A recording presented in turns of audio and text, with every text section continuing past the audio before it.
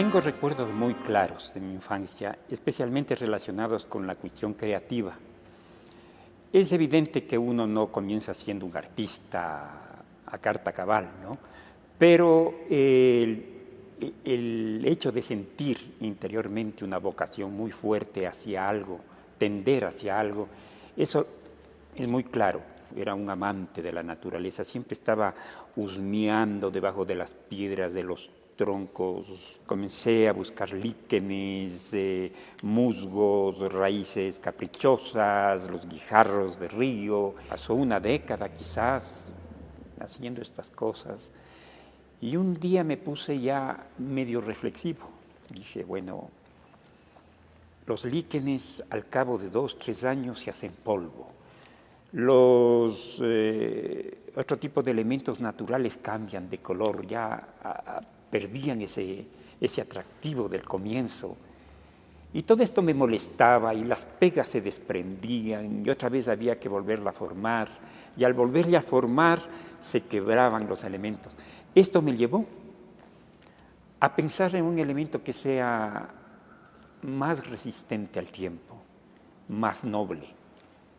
Y un día comencé a ver esa posibilidad en los elementos caídos que me encontraba, en los elementos que me contaban una historia, porque habían sido pisoteados por los carros, habían sido aplastados contra el asfalto, habían logrado texturas y pátinas con las lluvias, y comencé a descubrir una belleza en el elemento deforme y destruido y desechado.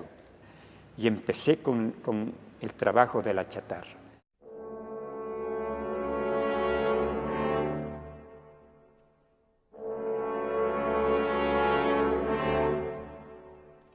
Me decido a hacer mi primera exposición y tuvo un gran éxito, porque había una cantidad de gente que visitaba la exposición desde el principio hasta la clausura. Me sentí fascinado por la nueva expresión y por el éxito que había tenido.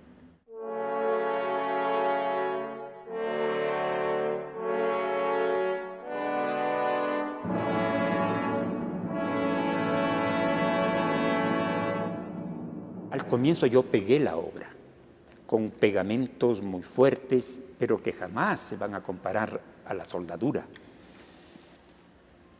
Pero apenas salí de esta exposición, tuve al maestro que apareció de la manera más curiosa.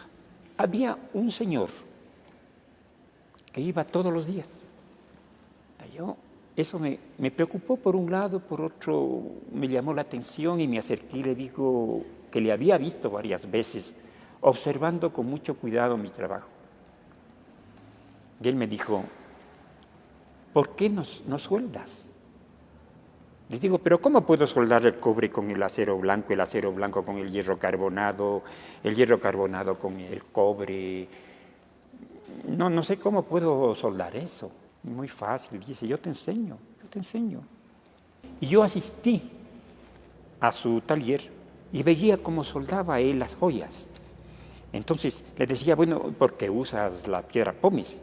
Entonces me explicaba, me decía, porque mantiene el calor, la pieza no se enfría, la porosidad de la piedra hace que el fuego entre también por abajo, la soldadura es un éxito. Ah, ya.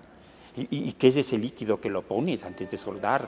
Ese es un desoxidante, es un bórax, porque en el proceso de calentamiento se oxida la pieza y para lograr una buena soldadura el óxido tiene que ser desplazado en la parte donde se va a soldar. Allá. Y comencé a aprender todas las cosas de un joyero. Comencé a investigar, me compré el manual del joyero, el manual del orfebre, y comencé a conocer las cosas más de fondo.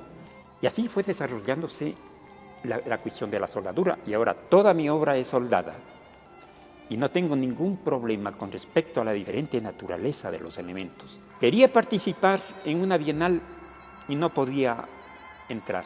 Las bases no contemplaban las características de mi trabajo, que era tal formato, lo mío era miniatura, que tenía que tener características en matemática o en esto o en el otro, Y yo no podía entrar a los concursos porque mi obra era diferente, no encajaba en ninguna parte de mi trabajo. Entonces eso responde al precio que tú tienes que pagar.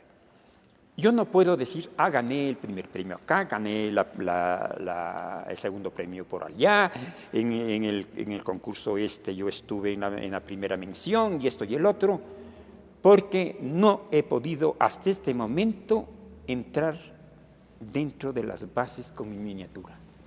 Y eso por un lado me apena, pero por otro me llena de mucho orgullo, porque lo que he hecho yo es presentar un trabajo que siempre será una propuesta.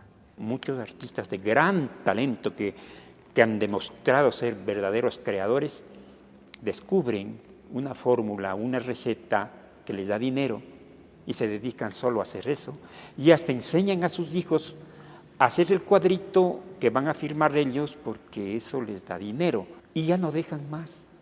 Y llegan al final de su vida haciendo lo mismo, copiándose a sí mismos y matando a ese artista, creador, buscador, soñador que tenían en su interior.